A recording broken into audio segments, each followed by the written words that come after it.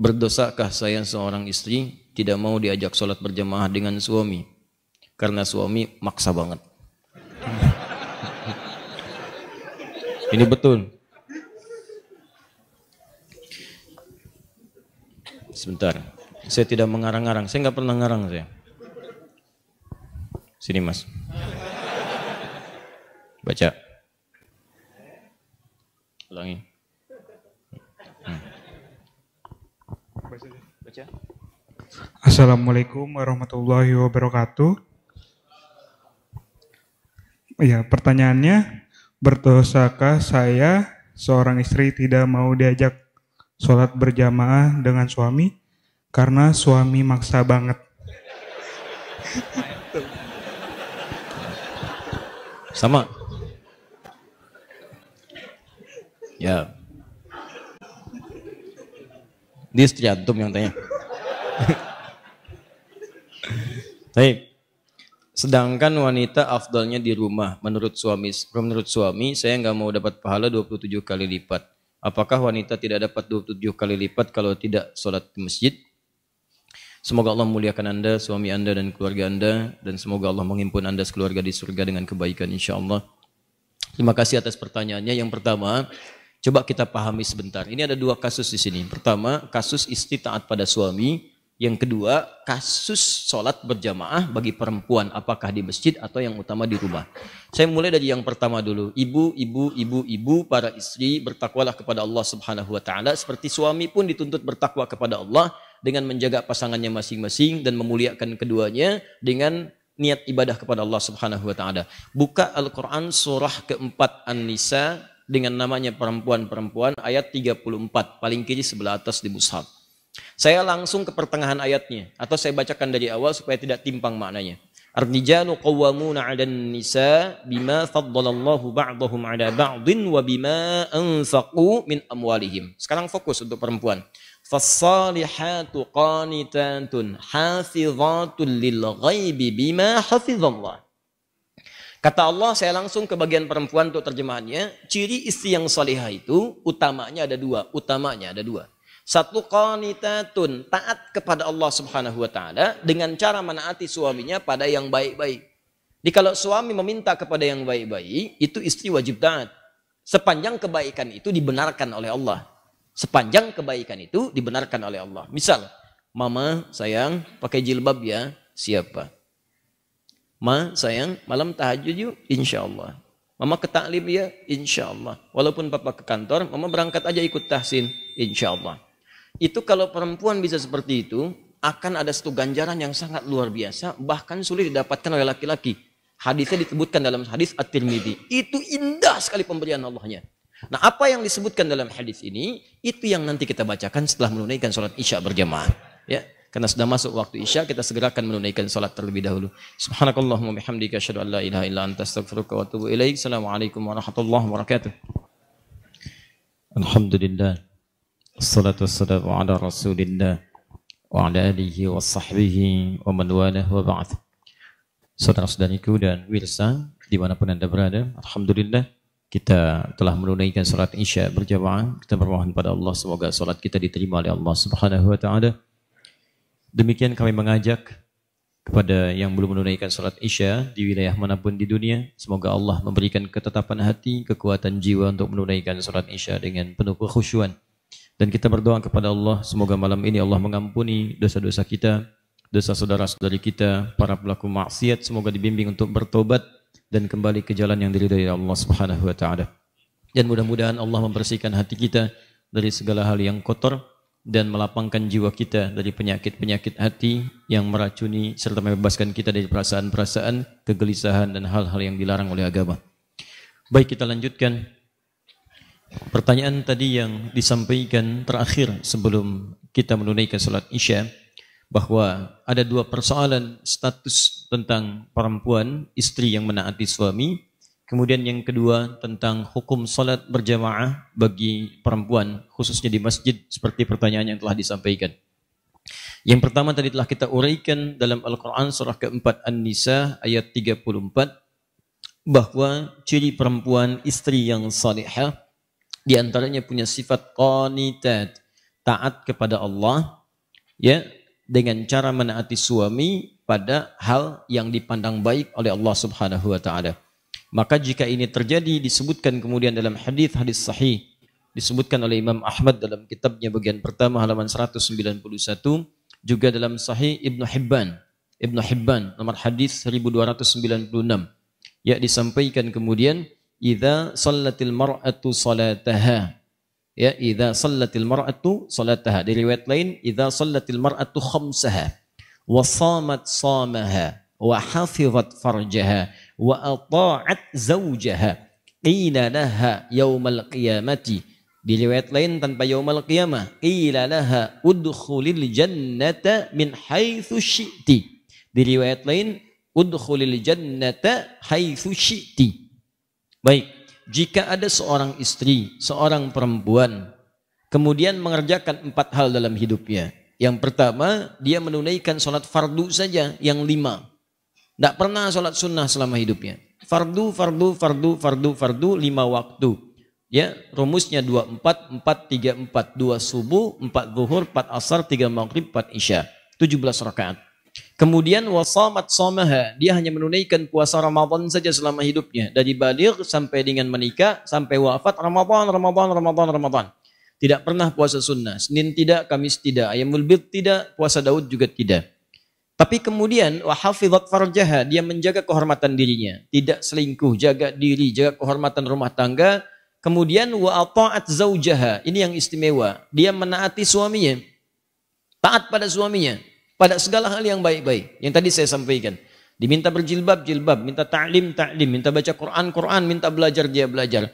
Nah, jika ada yang seperti ini, walaupun cukup fardu salatnya saja, puasanya wajib saja, tapi dia menjaga kehormatan dirinya, kemudian dia taat pada suaminya pada yang baik-baik, qila laha yaumal qiyamati udkhulil jannata haitsu syi'ti. Maka di hari kiamat nanti dalam hisab, Allah langsung menyampaikan kepadanya, kamu udah cepat masuk surga saja dari pintu mana saja yang kamu inginkan. Cepat masuk surga dari pintu mana saja yang kamu inginkan. Itu diantara ganjarannya. Maka kalimat ini menunjukkan, kata para ulama, betapa agungnya kemudian ketaatan kepada Allah melalui taat pada suami itu. Sampai-sampai dalam riwayat Abu Daud nomor hadis 2140, itu Nabi SAW pernah menyampaikan, lau kuntu amiran an yasjuda. Jika aku diperbolehkan oleh Allah, memerintahkan untuk bersujud di antara manusia sebagai penghormatan, bukan ibadah, kepada manusia lainnya, maka aku akan perintahkan seorang istri untuk sujud kepada suaminya. Penghormatan. Ya, ingat, sujud penghormatan, bukan penghambaan. Kenapa demikian? Ini pentingnya seorang suami bagi laki-laki. Nanti edisi lain kita bahas, kalau ada pertanyaan tentang pentingnya istri bagi suami, kita bahas juga. Karena pertanyaannya terkait dengan suami, Bapak Ibu sekalian, khususnya para akhwat, para istri, para ibu, bertakwalah kepada Allah. Suami itu tugasnya berat. Berat sekali. Karena dia setelah akad diucapkan, disebut dengan mitsaqan ghalidha, perjanjian yang tidak mudah, itu langsung menanggung tugas 2 orang tua istri sekaligus. Langsung ditanggung itu. Coba Anda bayangkan, bapak perempuan ini biasa memberikan nafkah, merawatnya, melindunginya. Ya, melindungi, ada sesuatu yang mengganggu, lindungi. Kurang sesuatu, penuhi kebutuhan. Kurang apapun, penuhi, disayang. Dari mulai bangun sampai tidur, ditungguin, dirawat. Ketika akan diucapkan, ini berpindah kemudian kepada suami. Ya, semua makna ini disebut dengan qawwam namanya. Qawwam bentuk sifat mubalaghah atau superlatif dari kata qaimun, qawwamun. Anda bayangkan, qaimun itu tegak, berdiri sempurna. Kalau kesempurnaan itu dijaga supaya nggak bengkok, jaga tegak, itu namanya qawwam. Gimana supaya tugas bapak tadi dijaga sempurna supaya nggak turun? Perhatian jaga. Makanya seringkali saya sampaikan, termasuk saya mencoba mempraktikkan, kita saling mendoakan. Ya, pada istri itu juga hati-hati. Kalau Anda mau marah berkata-kata kasar, ingatlah dia anak perempuan dari seorang ayah. Dia adik perempuan dari seorang kakak. Kakak perempuan dari seorang adik. Dia ibu dari anak-anaknya. Kalau adik antum yang perempuan dibegitukan, bagaimana perasaan dia? Kalau ibu antum dimaki oleh antum sendiri, bagaimana perasaan ibu antum? Jadi kalau antum mau maki-maki istri, tolong ingat-ingat dulu dia perempuan, ibu antum pun perempuan. Bayangkan antum memaki perempuan. Rasakan dulu seperti itu. Dan antum harus ingat, dia dititipkan oleh bapaknya kepada antum. Mudah bagi Allah memilih laki-laki lain, tapi yang dipilih Anda. Yang dipilih Anda gitu. Bukan pria lain. Kenapa? Karena yakin dengan Anda, dia bisa melindungi Anda, ya dia bisa Anda sayangi, dan Anda bisa mengambil tanggung jawab ayah perempuan tadi yang dimaksudkan. Jadi ibu juga bertakwa, jangan senyum-senyum. Takwa kepada Allah, karena tugas laki-laki itu tidak mudah, akan ditanya di hari akhirat nanti. Ya makanya kalau kata Nabi, ada manusia yang diperbolehkan sujud, kalau enggak saya perintahkan seorang istri sujud pada suami. Saking beratnya tuh suami mengambil tugas itu. Sama dengan tugas ibunya dulu, menyayangi. Dulu kan begitu, ibu kan kalau ada curhat tuh datang ke ibunya. Cerita, mama, si fulan kok sekarang perhatiannya kepada aku tinggi sekali. Ya, saat aku kuliah, bukan perhatikan guru, perhatikan aku. Ya, karena ketika aku tanya, kenapa sih kamu perhatikan aku terus? Itu, kerudung kamu warnanya lucu. Ya, bilangnya kerudung, padahal lihatnya orangnya gitu kan. Ya, lihat, kan. Sampai dia berkata, aku menyayangimu. Terus aku katakan kepadanya, gombal. Kalau kamu sayang, tuliskan namaku di buku nikah kita. Tuliskan namaku di buku nikah kita. Besoknya datang ke rumah melamar. Berani-beraninya gitu kan. Begitu datang mengambil tugas ibunya. Kan curhatnya kepada suami, cerita pada suami. Bahkan suami pulang kantor langsung curhat. Tuh kan. Ada yang belum pulang ditelepon curhat juga. Anda bayangkan, belum beres tugas, lagi capek-capeknya gitu kan, ngerjain. Papa di ujung telepon sana curhat, dengerin. Itu kan gak mudah. Nah, maka dari itu, bertakwalah kepada Allah Subhanahu wa taala untuk punya sifat saling menjaga. Memang tidak mudah, ustadz juga sama. Sama aja. Apa dikira jadi ustadz bebas dari seperti itu? Tidak. Makanya jarang ada ustadz ceramah bawa istrinya. Sangat jarang sekali. Jarang. Ini live ya. Nanti di rumah insya Allah. Nah, jelas ya? Pahamnya. Jadi dari situ kita menjaga di sini, jaga jangan sampai tugas istri kemudian mohon maaf bertentangan dengan suami, suami pun berlebihan kepada istri. Ada keseimbangan. Nanti kalau ada pertanyaan khusus saya jawab juga bagaimana perempuan kemudian dimuliakan oleh suaminya. Nah, terkait dengan salat berjamaah ini, maka sebelum masuk ke sana saya sampaikan jika ada perintah-perintah suami yang tidak bertentangan dengan hukum Allah, taati. Surga, Bu. Ibu cari surga sampai keluar rumah, Allah kirimkan ke dalam rumah. Kenapa nyari keluar? Kenapa nyari keluar? Seorang ibu itu surganya banyak di rumah. Merawat anaknya, menyiapkan kebaikan-kebaikannya. Bu ya, ini saya kasih pesan nih. Ini di hadis Muslim ini. Datang perempuan Ansor kepada Nabi SAW. Kemudian mengadu, ya Rasulullah enaknya jadi laki-laki. Enaknya jadi laki-laki. Salat berjamaah bisa kapan saja. Haji bisa tanpa mahram. Tanpa mahram. Kemudian juga bisa berjihad. Kata Nabi, katakan pada teman-temanmu di sana. Katakan pada teman-temanmu di sana. Kaget perempuan ini. Ketahuan oleh Nabi, rupanya perempuan ini diskusi dengan teman-temannya. Membahas tentang laki-laki. Ditunjuklah orang ini sebagai perwakilan kepada Nabi. Coba kamu perwakilan nih, juru bicara kita. Sampaikan pada Nabi. Kata Nabi, sampaikan pada teman-temanmu di sana. Apa yang dilakukan laki-laki di luar rumah. Maksudnya para suami. Jika istrinya ridha dan membantu menyiapkannya bima makna. Maka dia mendapatkan pahala yang sama dengan suaminya tanpa dikurangi sedikit pun.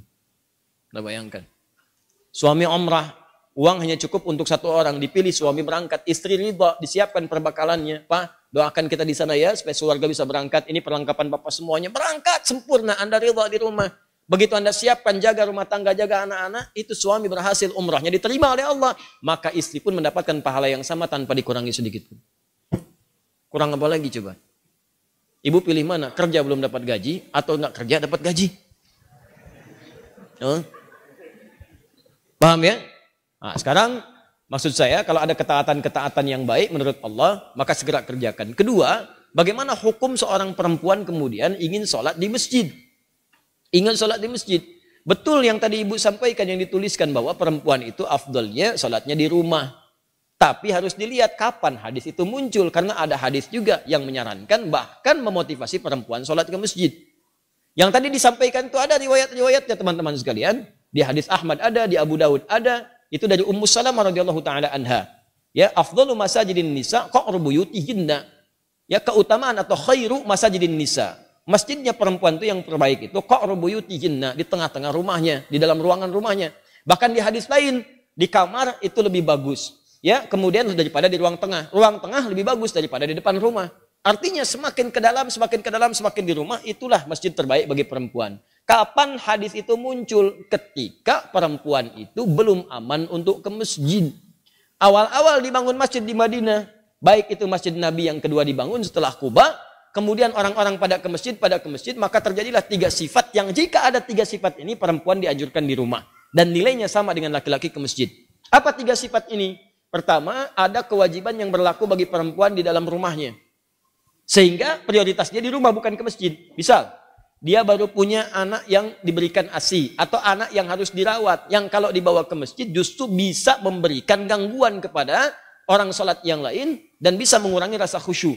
Rewelnya, belum disiapkannya, belum dikondisikan. Orang-orang dulu ngajak anak ke masjid itu, sebelum berlangsung sholat, sudah diperkenalkan dengan masjid. Misal, sholat zuhur sekarang misalnya jam 12 kurang 10.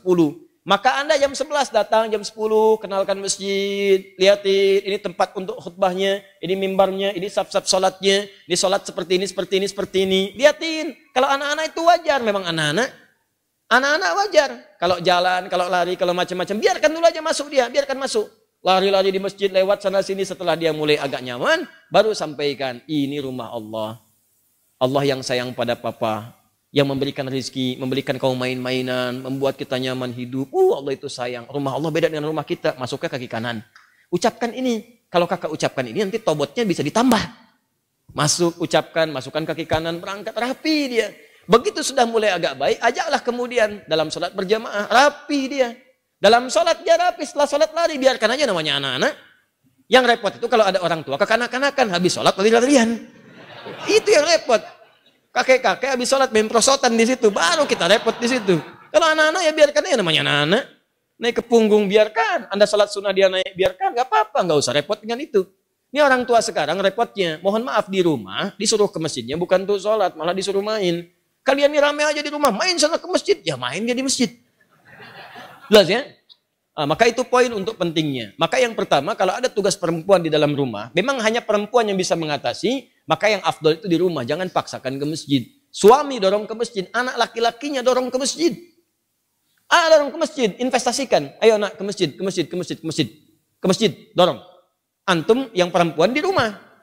Itu afdolnya. Yang kedua, jika kemudian di jalan itu belum aman dari fitnah. Ini terjadi di zaman Nabi. Awal-awal dibangun Masjid Nabawi itu, bahkan jangankan ke masjid. Malam-malam itu suka buang hajat, tidak ada toilet. Yang ada itu kebun-kebun. Di kebun-kebun kurma, macam-macam. Perempuan-perempuan juga demikian. Begitu keluar sering diganggu oleh preman-preman Madinah. Awal-awal di Madinah itu ada preman. Ada, kemudian tobat. Jadi kalau ada preman sekarang, telat. Kalau nggak tobat, keterlaluan. Orang jahiliyah, tobat, preman, tobat, telat. Kalau sekarang ada preman, tidak tobat. Ya Alhamdulillah, Alhamdulillah. Kemarin-kemarin saya lihat ada banyak yang baik-baik. Saya waktu mengisi untuk persiapan Ramadan, itu Masya Allah ada teman-teman dari Pang. Sahabat-sahabat Pang. Masya Allah tampilan, badannya macam-macamnya. Tapi Masya Allah tobat mereka. Begitu bertobat, hal pertama yang mereka lakukan adalah mengganti namanya. Dari Pang menjadi Pangajian. Ya, Pang jadi pengajian. Tobat. Nah itu diganggu perempuan-perempuan itu, sering diusilin. Sampai bahkan turun ayat tentang jilbab. Ya ayuhan nabiyyu qul li azwajika wa banatika wa nisa'il mu'minin yudnina min jalabibihinna. Hei Nabi, katakan pada istrimu, anak-anak perempuanmu dan perempuan-perempuan yang beriman, sampaikan pada mereka, rendahkan jilbab-jilbab mereka. Ya, asa an yu'rafna fala yu'dzain, sehingga mereka bisa dikenali dan tidak diganggu lagi. Turun ayat ini, turun tentang ayat merendahkan jilbab. Setelah itu masyarakat menyebar. Yang ketiga, memang tidak ada tempat khusus untuk perempuan. Adanya laki-laki saja. Jadi kalau masuk ke sana dia khawatirkan ikhtilaf. Itu yang berbahaya. Maka setelah itulah kemudian dalam 3 kondisi ini, perempuan diminta oleh Nabi di rumah. Lebih baik di rumah, jangan ke masjid. Setelah kemudian tenang, preman-preman mulai tobat, keadaan mulai tenang, dan masjid mulai luas. Maka muncullah hadis-hadis di Al-Bukhari, di Muslim. Bagaimana Sayyidah Aisyah mengatakan kalau kami subuh-subuh itu, banyak perempuan-perempuan datang ke masjid, kemudian dengan selimut-selimut mereka tutupi, sehingga nggak kelihatan, karena gelap. Zaman Nabi kan nggak ada lampu seperti ini. Ya, nggak ada lampu seperti ini, kelihatan. Jadi begitu sudah mulai remang-remang, mereka meninggalkan, sudah cepat lari. Salam, balik ke rumah. Itu tandanya sudah ada saf yang rapi, aman di jalannya, kemudian di rumahnya pun tidak ada tugas yang menuntut perempuan ada di rumah. Maka kalau kondisinya aman seperti itu, terbebas dari 3 hal yang demikian, maka hukum ke masjid itu utamanya sama dengan laki-laki diutamakan. Apalagi kalau suami yang ngajak, bagus itu. Mama ayo ke masjid, safnya ada. Seperti di sini di Alexander, saf perempuan ada, laki-laki ada. Ke masjid jalan, subuh berangkat sama-sama. Kalau bisa sekeluarga. Supaya keluarga itu bisa kenal dengan masjid. Anak-anaknya di bawah, berangkat semua. Bu enak tuh pulang-pulang. Masya Allah, selesai jalan lagi, jalan sehat semuanya. Ya, jalannya bagus, keluarganya juga kumpul, sama-sama menuju akhirat yang baik. Demikianlah apa yang dimaksudkan tadi. Hadisnya ada, keterangannya jelas. Jadi tempatkanlah hadis sesuai dengan makna dan konteksnya. Paham dengan baik ya? Baik. Jadi insya Allah setelah ini tidak ada pemaksaan lagi. Suaminya cukup baik, istrinya juga mengerti insya Allah. Mana orangnya tadi?